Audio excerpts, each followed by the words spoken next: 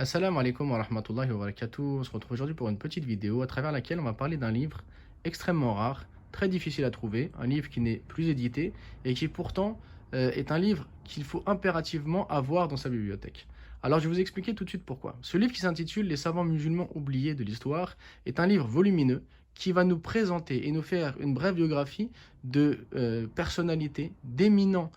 savants qui ont en fait marqué l'histoire du monde, l'histoire de l'humanité, mais qui sont finalement très peu ou trop peu connus. Quand on parle de savants, on ne parle pas uniquement de savants donc, dans les sciences religieuses qui ont donc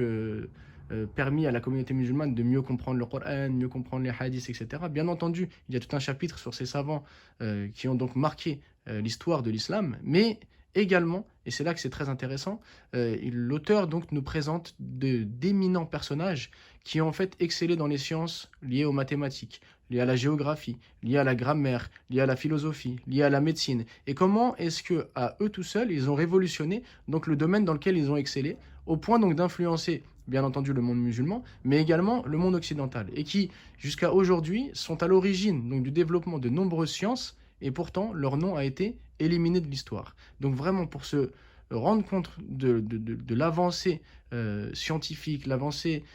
culturelle donc des musulmans de leur époque, donc de l'époque où c'était donc l'âge d'or de l'islam, si on peut l'appeler comme ça, il est vraiment important de lire ce livre afin donc de connaître ces grandes figures et avoir donc une fierté, pas une fierté donc basée sur le passé qui finalement n'a aucun intérêt et n'a aucun fruit pour l'avenir, mais une passé qui vraiment une fierté qui nous donne envie donc de relever les défis qu'ils ont relevés à leur époque afin de nous aussi pouvoir marquer l'histoire en nous imprégnant de ces modèles.